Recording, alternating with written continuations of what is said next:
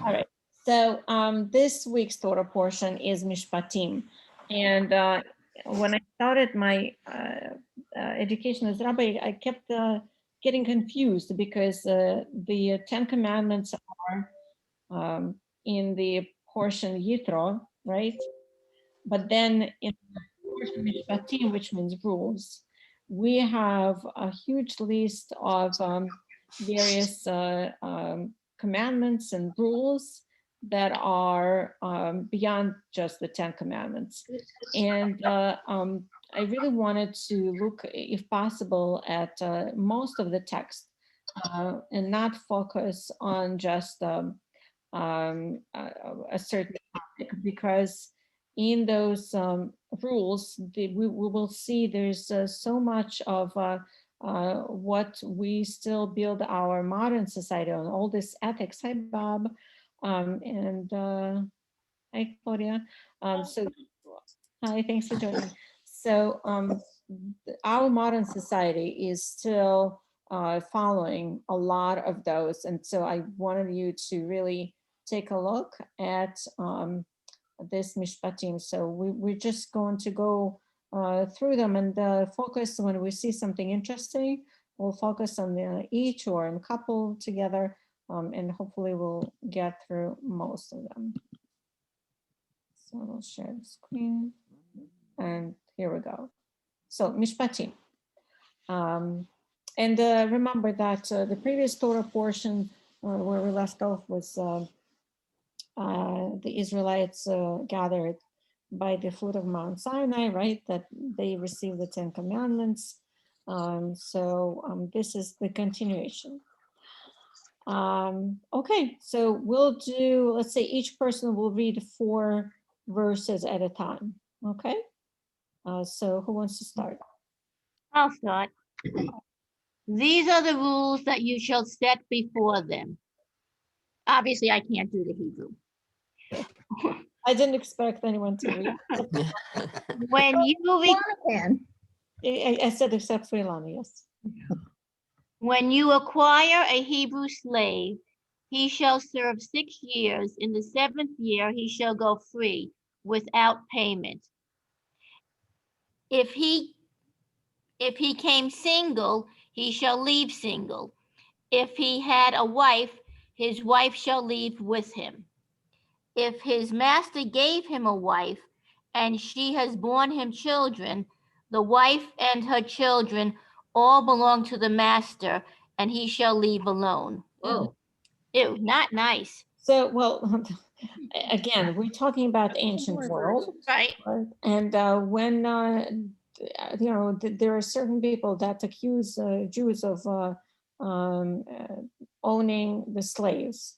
If we send them back to this Torah portion, even though the 4th verse is slightly, we would say not, as Arlene said, not nice. Well, or perhaps not exactly fair to the person, but at the same time, again, we need to understand the time. But the previous 2 verses, if we look at them, right, they're pretty fair. They're,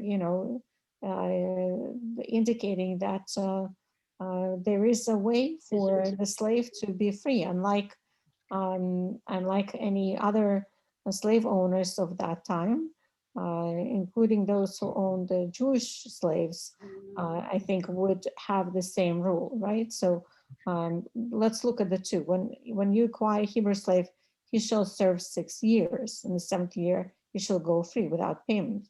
So that's pretty fair rule, wouldn't you say? But they're still treating the slaves as non-people, because it said, and if the master gives the slave a wife, it's almost like the master is breeding the slave so that he can have the puppies, like when you breed your puppy or your dog, so that you could then keep the puppies. This is a way of obtaining more puppies. True, yes, because the slave then will also probably would want to remain in the custody of the owner because he wouldn't want to leave his family Isn't there, behind. isn't there a provision for that later on? Something It's- about The dry. next week, Yes. Next For thing. the- verses seem to be. But if you compare it to much more modern slavery that occurred in America, it's still so much more civil than what the black slaves had to endure. I guess so. It's just hard for me to use the word civil and slavery in the same sentence. You know, it's when I was teaching a sixth grade class and we were discussing slavery, I asked, which was mainly a Black and Hispanic class, if a slave master was okay to the slaves and gave them enough food and clothing and all, was slavery okay? And I was surprised that some of the kids said yes, not understanding that ownership of a human being Yeah. is just never okay, Mhm, at least in my opinion. mhm. Well, sometimes it's hard to apply 2021 consciousness to something 4,000 years ago. Yes, exactly. No, and This that, is, this is a huge step forward from the slavery that they endured. So this is a step on the way to compassion. I get, no, and I think you're right, Bob. It's just that some people try to, and again, this is just my opinion, try to say, well, this slavery was okay because Yeah, it yeah. still wasn't okay. It was in keeping with their thinking. And yes, I think today's world, that would hopefully never happen, but it still doesn't okay it, in my opinion. Well, it's not okay, but Bob is right. You know, when you lived in a society where slavery was absolutely a common thing among all the nations, then then this rules, of course, in you know, with our eye from um, the free society, it's very weird and it's really unacceptable. But again, I think for those times, it was actually quite progressive. Well, those I think, times, slavery. go ahead, Arlene. times were until, I mean, not approving of slavery was a relatively recent development. How many, I guess, thousands of years did Exactly. many societies enslave peoples, and it was only became a major movement against it in what, the past 200 or 300? Mm. I'm not sure when there began to be major movements. There were still some areas and societies which still approve of it, whether the Right. majority of the world, and maybe mostly even the Western world, says, no, this is terrible. And look how many still would happily revert to it if given the chance. Only those who would not be the slaves themselves. Well, true. There are 2 points. Well, one is a question, is where did the slaves come from? And one of the ways of slavery in that community was that a family might sell their child essentially for 6 years as a way out of poverty. Again, Arlene, it doesn't exclude our feeling about owning another person, but try to understand what the text meant to people at that time. Exactly. So why don't we read Rash's commentary on this, giving him a wife. Bob, can you read the giving him a wife? Yeah, I have to move something here on the screen. In a minute. Covering it. Okay. If his Lord has given him a wife, from this we learn that if he has already an Israelite wife, the master has the right to give him a Canaanitish handmaid with the object of raising slaves. Or perhaps this is not so, but scripture by Isha. Isha. is, Isha. You know, the word Isha has 2 meanings: a wife and a woman. okay, it's speaking about an Israelite woman. Scripture, however, states The wife and her children shall be the masters. Consequently, the text can only be speaking of a Canaanite woman, for a Hebrew maidservant goes free at the end of 6 years, just as a Hebrew manservant does. Yea, even before the termination of 6 years, she goes free if she shows symptoms of incipient puberty, according to Rashi. For it is said, and if thy brother, an Hebrew man or an Hebrew woman, be sold unto thee and serve thee 6 years, then in the 7th year thou shalt let him go free from thee. Which statement teaches you that a Hebrew woman also goes free after 6 years service. Yeah. Right, and we read about that previously in the previous statement, right? That he can go free with his wife. But from what I understand from Rashi, also depending on the status of the Canaanite woman, that there's still a way of releasing her as well for the owner. So again, Arlene, I think that personally that for that time period, those rules are quite progressive. But you may disagree. No, I think for that Almost time, like- I'm sorry.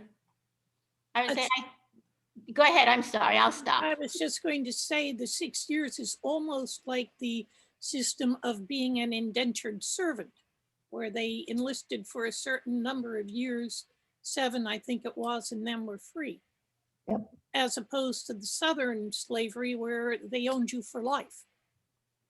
I was just going to say that, yes, I think for that time period, that was extremely progressive, not as cool, Claudia, as you just said, that you're owned for life.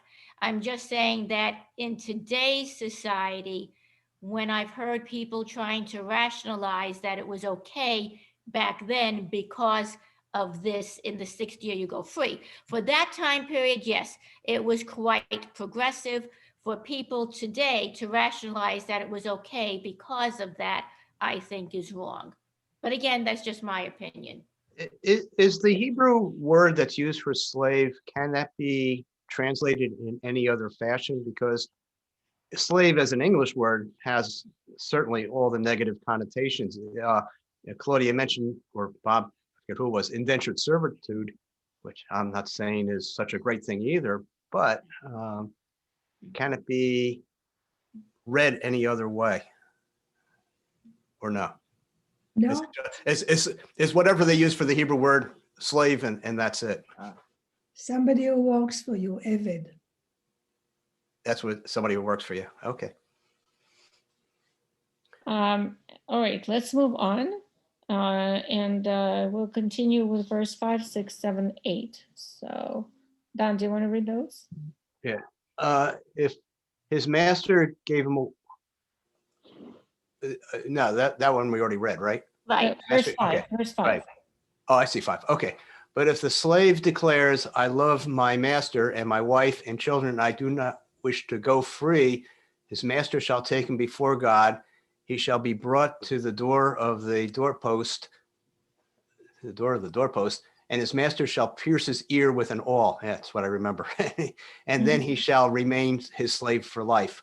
When a man sells his daughter as a slave, she shall not be freed as male slaves are. Well, that doesn't sound too nice. To They were paraphrase. nice that gave jewelry away, earrings. And all? So I guess Ouch. that would prevent, if a man had a wife and children and didn't want to leave them behind, he couldn't say, okay, I'll stay another 6 years and then we'll all go free. This would prevent that. They could probably figure out a way to negotiate it. It's also just really interesting that, all of the Israelites were just released from the bondage of slavery in Egypt.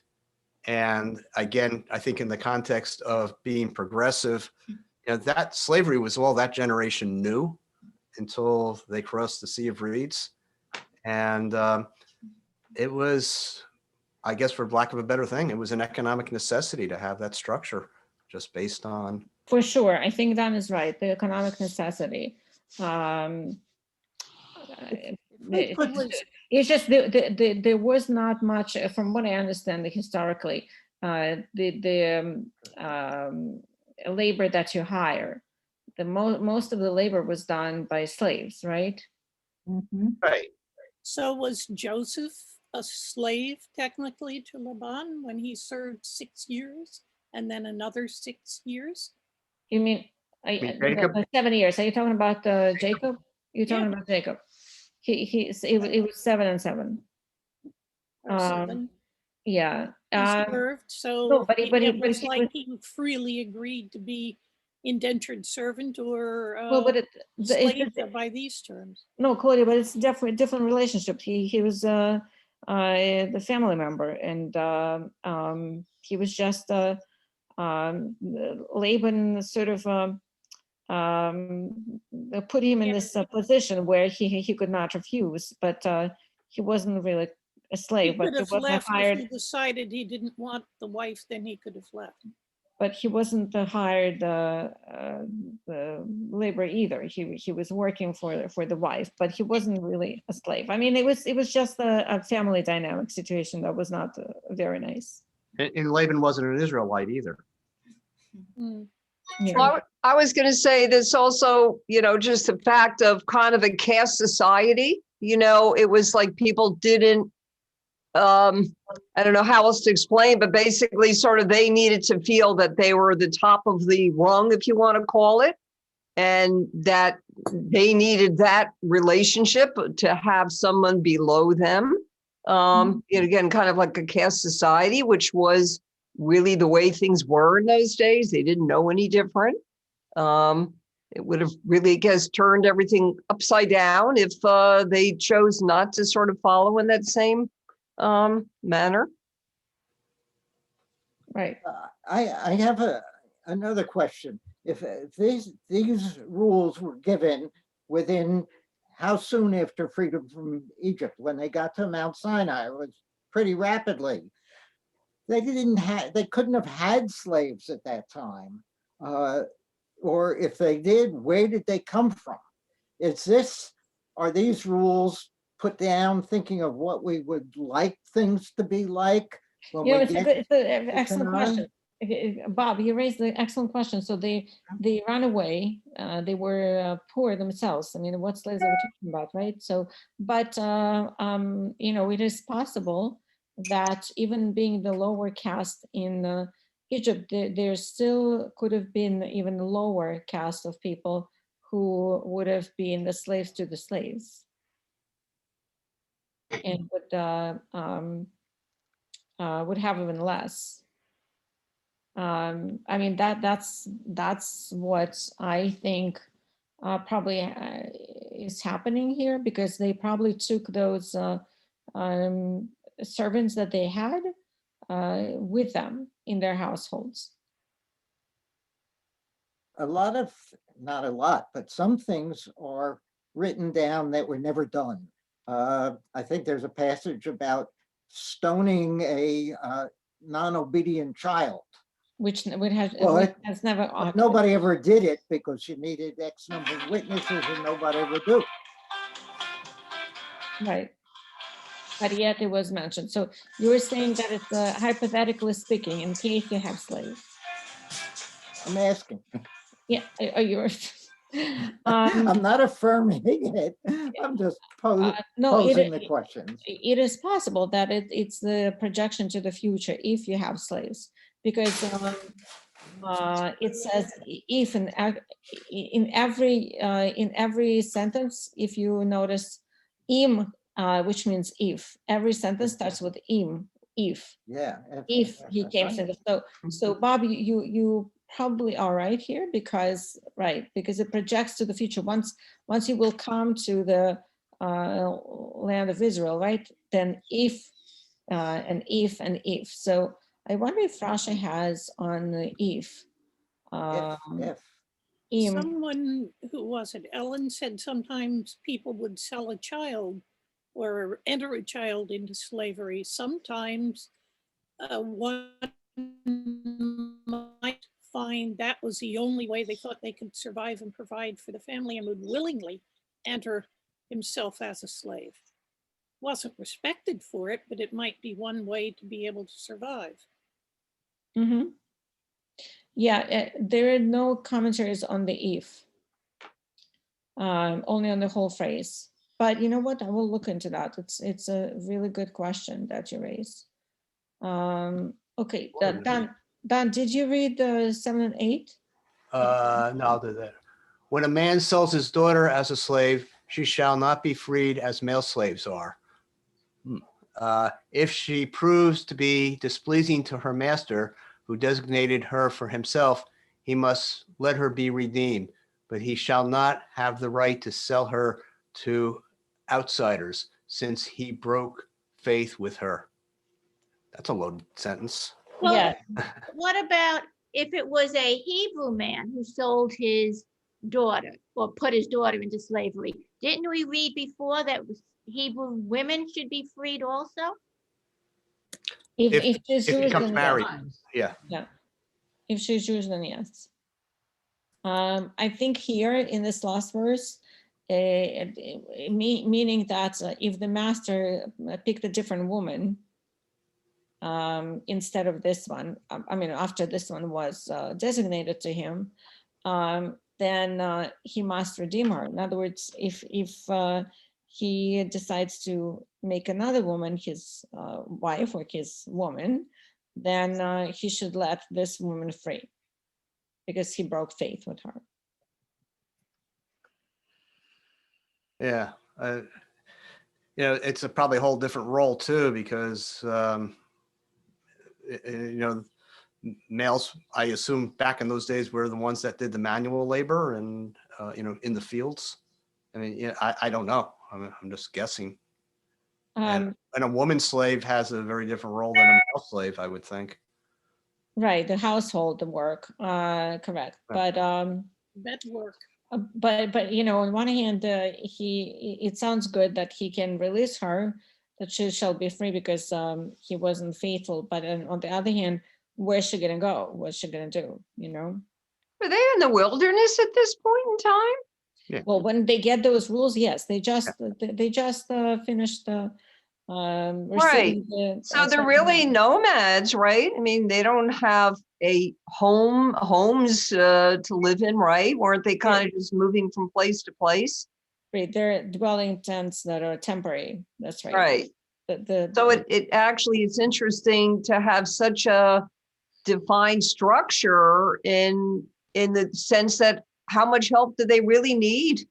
I mean, if they didn't stay in length of time in one spot and, probably had much time to grow, things in the fields. And, I'm just kind of thinking, all these rules in place, and yet I wonder how much were they really needed and used, by anybody, or were they just kind of, again, set as a future situation? Yes, it is. So like Bob Yeah. said, it sounds like it is for Yeah. Logically, it's hard to know when those rules were really written. Were they really written while they were marching through the desert, or were they written later? Right. Ilana raises a really good question, and that's going back to the whole question of who wrote the Torah, right? Was it a command dictated to Moses by God, or was it the work of various scribes moved by the divine? And I mean, most likely, if we really think about it with our realistic approach, right? We probably would say as Reformed Jews that this text was written later. And so I think Ilana is absolutely correct. Because, there are various inconsistencies in the Torah texts, and there are many of them. For example, the whole Deuteronomy part is written, it says that then the Moses had died. Now, if Moses had written the notated that the whole Torah after God, then how would he, if he is dead, then how would it be that, it says that he died, right? So many places like that. So if the Torah then was written way after the whole the wilderness was over, then it would make sense. But then we have still those the if in the beginning of each of those rules, which probably scribes put intentionally, pretending that the Israelites are still in the wilderness. And they didn't know at that point how long they were going to be in the wilderness. They thought it might be a quick trip to the promised land. Yes. The 40 years thing didn't happen till a little later on when it became a necessity to let the next generation move in, and Moses wasn't allowed because of I found things that he one. did. I found one article that says slavery was an institution in the ancient Near East and Israel, encompassing both fixed-term indenture of citizens and permanent slave status for outsiders. An Israelite man, for instance, might sell himself or his child as a slave to pay off a debt, or a court might sell him for theft. And there are various laws on it. There's somewhere where Amos criticized the practices selling the poor for shoes, and sometimes they freed their slaves in a couple of cases and then got them back right away. So this was a typical setup for society for them and surrounding them, and it would take quite a bit to break away for a different system.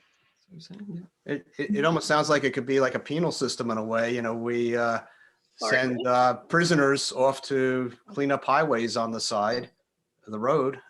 Of course, they don't necessarily, well, some of them have to do it for 6 years or longer. Yeah. Hadn't really thought about it from that point of view. What would be interesting to me is if this section was to have been written by mortals, by men, I would assume those who would be writing would be in a position of a higher status, who might own slaves, and for them to be so open-minded as to look at these practices and try and be somewhat fair. I think that's pretty awesome. Well, I would think this way. Yeah, I agree with Marcia. And I mean, if it's in fact was the, a group of scribes, we assume they're well-educated people because they were able to write all this text. and so probably they were, because they were so well-educated, they were a little bit more progressive than others in their time. Do you think that as Marcia said, they were progressive, but that they put in things that made them look good, but knew to a large degree of human nature that it wouldn't happen? For instance, if a man had a wife and children and really loved his wife and children, to say, okay, you could go free, but you leave your wife and children behind. How many men would accept the going and leaving wife and children behind? And how many would say, no, I'm going to stay with my wife and children? So that the slave owner could then say, look how nice I am. I offered you your freedom and you chose to stay. Right. At the same time, while they probably were progressive, and again, it's all hypothesis, right? They were still forced to put in writing something that has been acceptable at that time. So it was a combination. So we know from the stories about King Solomon, for instance, he had a court and people brought their grievances and issues, and he decided the outcome, and there was always a scribe there. So I assume the way it went in the early day was that the head of the tribe made the decisions, Mhm. and they became law. Mhm. And eventually they were compiled into a book of laws, and God became divine Yeah, is our law. I think that's the most likely chain of events that happened. it's But possible. we do know, I think that's the first story about this kind of instance where there is a court, and the head of the court, in that case, King Solomon, made the decisions about different situations.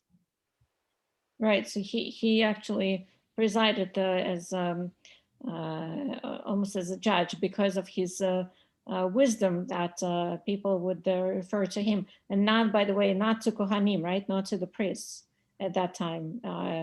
King Solomon was. I mean, to both. To both. Yeah, later on it was the Sanhedrin or whoever was in a position of leadership to make those decisions.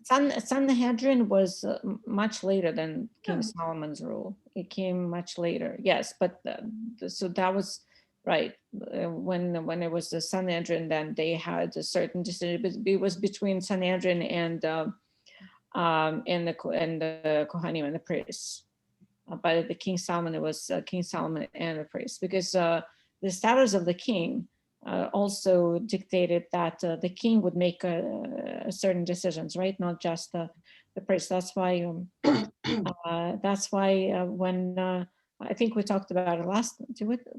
Oh no, we talked about it at the Judaism 1-on-1 about the first appointed king, and how God really was not in favor of Israelites choosing themselves a king, because they would have then sell their or send their sons and daughters to work for the king and pay the king the taxes. And so perhaps also some of this slavery trend also became more pronounced at during that time. I'm having a doctor's phone call coming in, so hold on. I'm sure it'll take a second. Give me 1 second. Boy, I want to go to the place that we're looking at this picture. Yeah. Hello. Yeah. Looks If pretty we cool. put, Hi, Dr. Joseph. if we put this in the context I'm in the middle of class. all Sorry. the other rules that come up in this portion Okay, perfect. Thank you about so much. rules Okay, of I'm back. morality. Go ahead, Bob. Go ahead. Okay, if we put this in context with all the other rules that deal with fairness, deal with honesty, deal with treating the stranger and the widow, you have to think that the writers of this must have thought that this was progressive when they wrote it, that this was an awfully good thing on how to deal with the slavery issue. Mhm. You know, I wonder though, do you really think it was written so late that it wasn't much earlier? Again, it's hard to tell. It is possible that it was written after already the journey in the wilderness. We just don't know how late after. Mhm. But again, if it was written by the scribes, then and remember, we had the example of when some of the stories, like with Noah's flood, they were like a paraphrasing of the stories from the folk tales from the tribes that used to live nearby. Remember the Noah's Ark story, the flood? Yeah.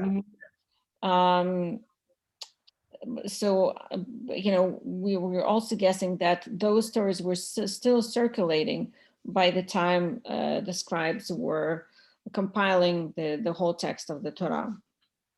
There is no scientific, honestly, there is no scientific, unless you prove me otherwise, but there's no scientific research really that would tell us when, with determination, when the text of the Torah was written.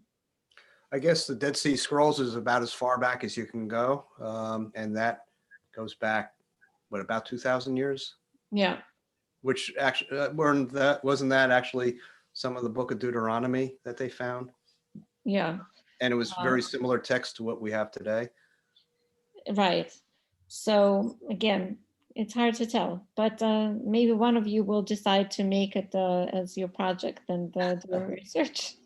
Report back next week. That sounds to me like a rabbinical job. Bob, I think you can do it with your son, along with your son. There you go. Oh, thanks. I have to go shovel snow. We'll wait. Although I must say you're an amazing chef, so I wouldn't waste my time on things like that. You just keep cooking because you're so good at it. Can make All any right. midrash that you like. Yeah. All right, we're in verse 9, 10, 11, and 12. Marcia? And if he designated her for his son, he shall deal with her as is the practice with free maidens. Does that mean he gets to do whatever he wants till his son takes her? Yeah. I don't like that. Anyway, if he marries another, he must. No. In other words, so no. If she becomes the wife of his son, then she's not a slave anymore. Oh, okay. Yeah. If he marries another, he must not withhold from this one her food, her clothing, or her conjugal rights. If he fails her in these 3 ways, she shall go free without payment. All right, that's well, I mean, partially fair. It's good that she will be able to go free if she wants to, but then she will lose all her money, right? So in other words, well, but then it raises the question: did slaves earn pay? Well, no, it's their room and board, right? Yeah. So, but I guess when they when they would be set free, they would also get a certain allowance, right? So that's based on this phrase, on this verse here. Because if she would go free without a payment, in other words, without an allowance, that implies that others would have an allowance when they would be set free. But didn't it say way back in the beginning that after the 6th year, the man was set free without payment? Yeah. Yes. Yeah, Right. good. So that's the assumption that they do get paid in addition to room and board, right? Or Perhaps. or also it's like, you want to be free, sure, you can go, but then you will be completely shirtless, right? You don't Right. have any money behind your back, so you'll still, it puts a slave in the position of perhaps even voluntarily staying on as a slave, because they would end up in a slavery in somebody else, another master, because what are they going to do without any money? Right. Mm-hmm. So on one hand, it sounds good on the paper. On the other hand, it's really not so great. Right, which is what I said a while ago, that Yes. the Yeah. provisions were put there, but other conditions to make it not happen. Right. Exactly. So in other words, put them in a situation where they, on one hand, voluntarily, but on the other hand, because they had no choice but to stay on with the master. And verse 12 puts us already in a different set of rules, right? So, Marcia, go on with the 12. He who fatally strikes a man shall be put to death. Okay, sounds pretty straightforward, right? Mm-hmm. Well, does And that it's mean not. does that mean if a master hit a slave, he would be put? No, to- it's already, we're changing think- the subject. Oh, So, okay. yeah, we're changing the subject here. So Rashi, okay. Hold on. Marcia, can you read the first commentary of Rashi? Whosoever smiteth a man so that he die shall surely be put to death. Many apparently redundant verses have been written in various sections of the Torah dealing with murderers, and I shall explain to the best of my ability why all these statements have been made. Okay, and then the second one. So in other words, I mean, basically redundant. What he says is, well, clearly, right? The one who kills someone should be punished by death. Okay, so let's read the second one. Whosoever smiteth a man so that he die. Why is this said? How does the particular form of words used here tell us some point of law which is not contained in another text bearing upon the same subject? Since it is said in Leviticus, and the man that smiteth any person, or more literally, the soul of any human being, shall surely be put to death. I might have inferred that mere smiting without resultant death is subject to the death penalty.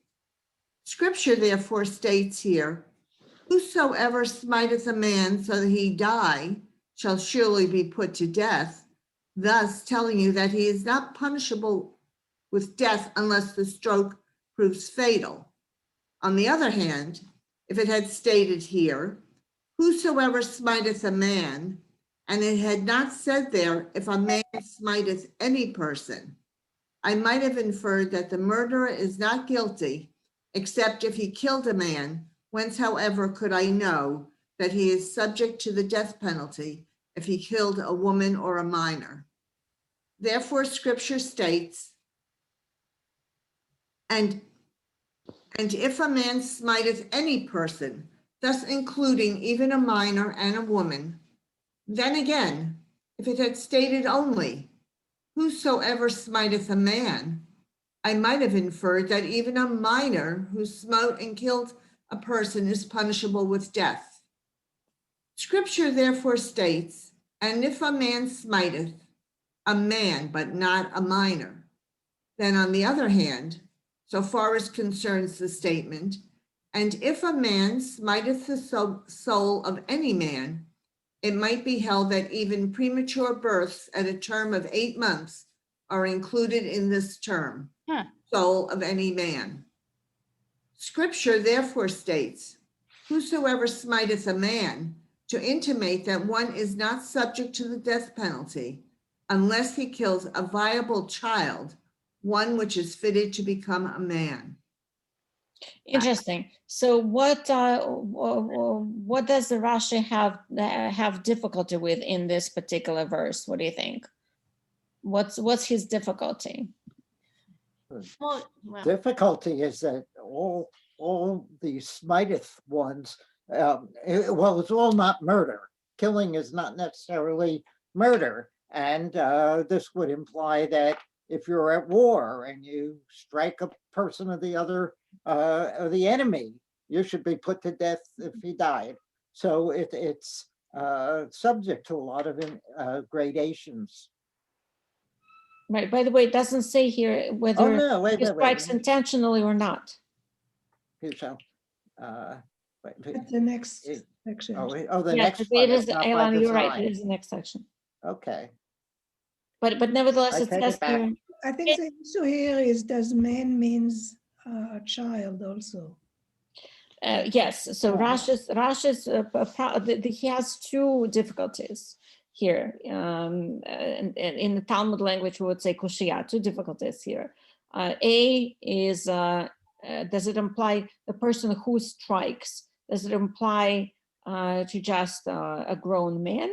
Or is it also a teenager, a child?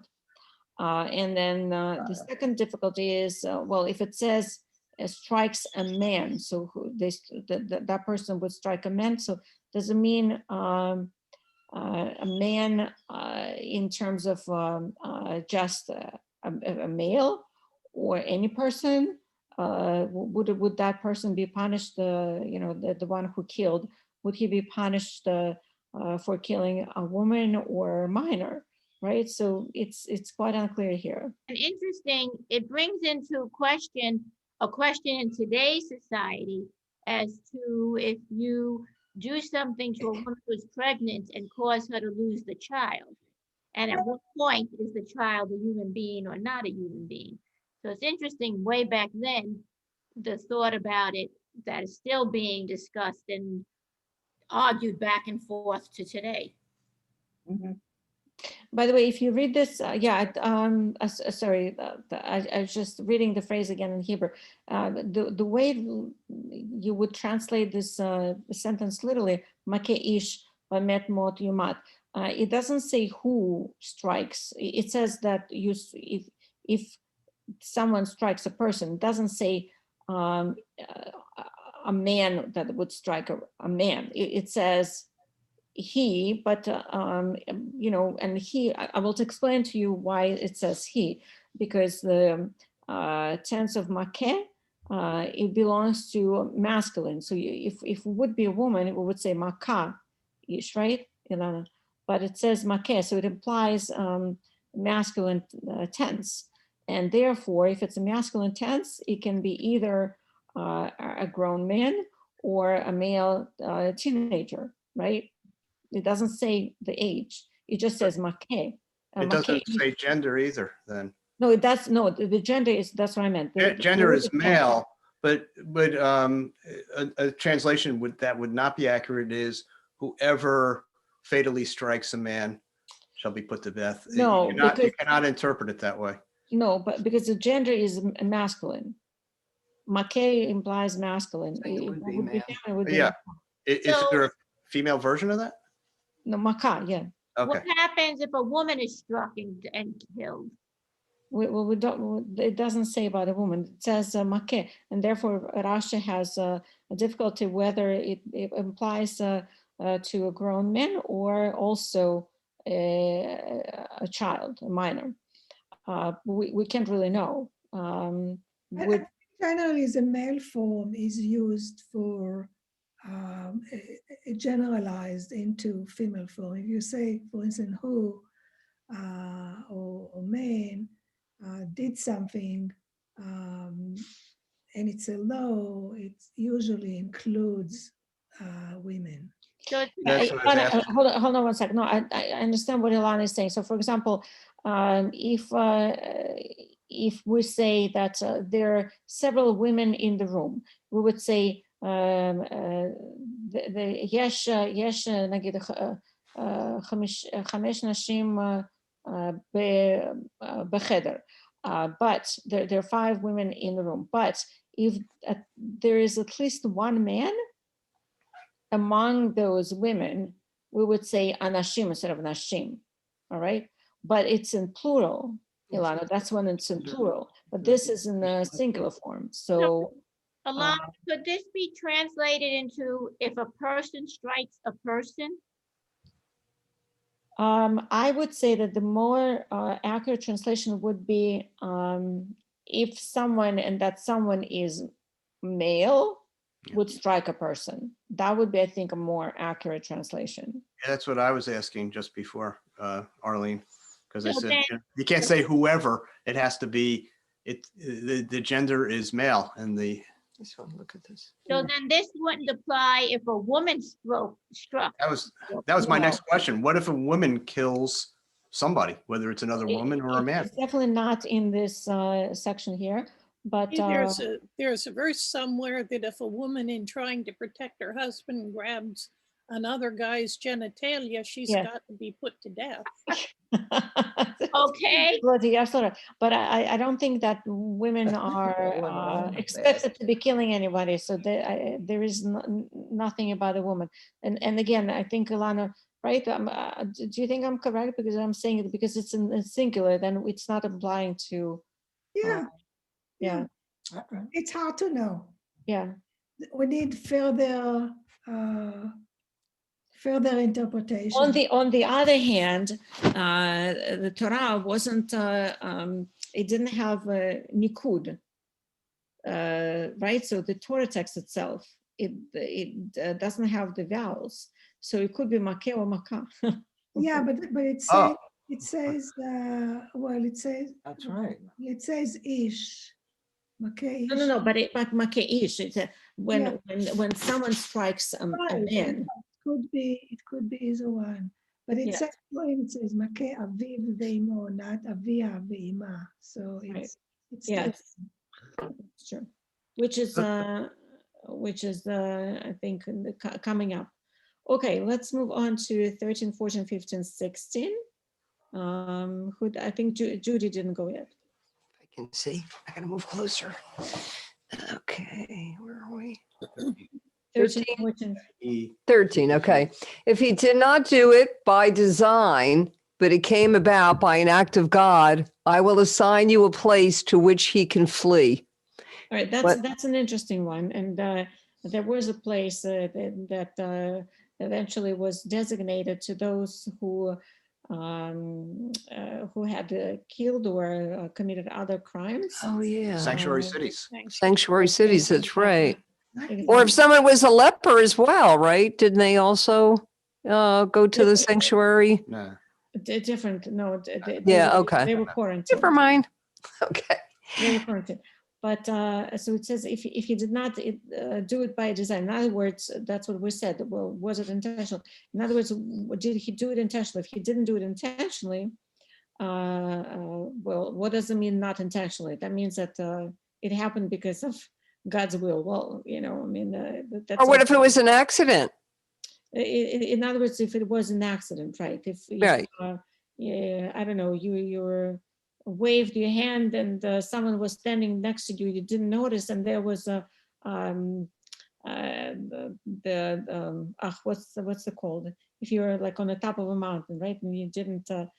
Avalanche? You Avalanche. accidentally knock them over the edge. Yeah, Right. by the edge, right? You move your hand and you didn't notice somebody was next to you, and that person falls down and gets killed, right? Or So you're it's, repairing your roof and your foot nudges a tile and Right. it crashes on someone. right. So you didn't exactly, you didn't do it intentionally. It's an act of God. In other words, it's an accident, but you still get to be punished, and by escaping to that sanctuary city, right? To fleeing to that sanctuary city.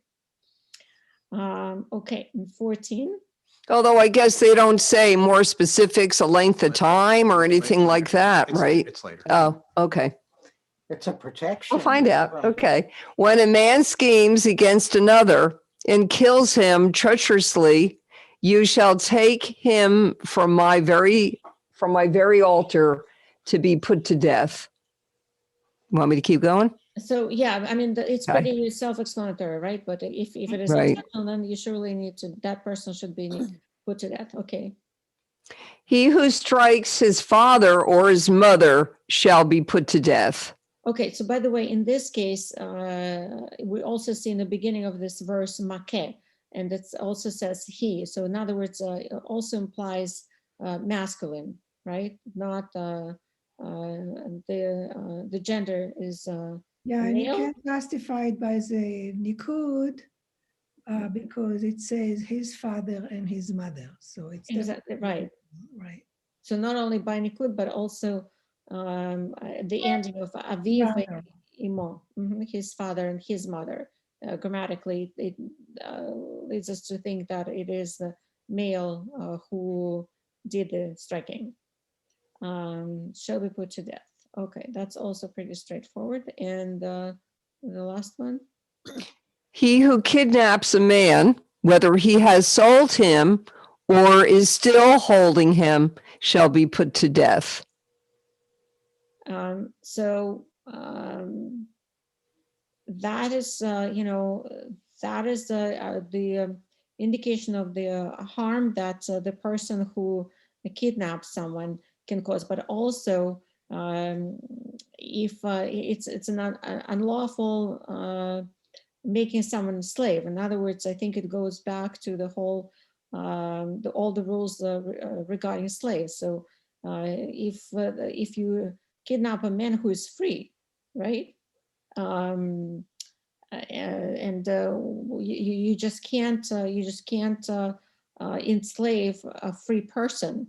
This is not something that anyone can do, or to sell someone into slavery. The person is selling a person who is free, then it is punishable by death here according to these rules too. Well, now we have gender again. Does this apply only to kidnapping a man, or does implying that you can A man, freely it says kidnap a each. woman? Yeah, no, Yeah. here For only, man. yeah, here So if only. you steal someone's daughter or wife, well, You think that the gender is male, but it's kind of like today, you might even say to a group of girls who you want to get to do something, come on, guys, let's go.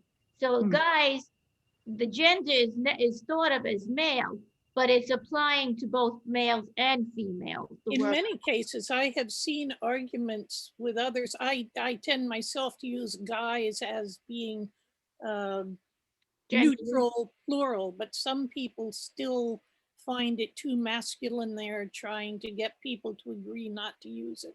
Right, but I'm I wondering think if it's useful. Yeah, I don't. gender here is being. I don't think we can compare modern English with ancient Hebrew, True. Torah Hebrew, because in the Torah, whenever they want to refer to a female, they make sure that they do. It's pretty clear. So you think all of these rules strictly apply to the male gender? Yeah. Otherwise, you're being anti-semantic. Oh, boo. Okay, we gotta go. Well, I guess maybe the reality is women society, the society at that time, probably women just maybe didn't tend to do these behaviors as much. Right. Not saying that they're all wonderfully behaved, but maybe they they didn't also- tend But to it also- murder and kidnap as so much. I don't know. But it They also also- meant Have that that opportunity. if you kidnapped a woman, it was okay. Unless Yep. someone else that tells you it's not. But I'm talking about the kidnapper, not the kidnappee, whatever. I'm just saying that maybe again, just the society at the time, women just didn't tend to do maybe some of those behaviors. And Right. so it more, No, clearly says if the man does it, but Right, it's but sort they of, don't seem to count if they're victims.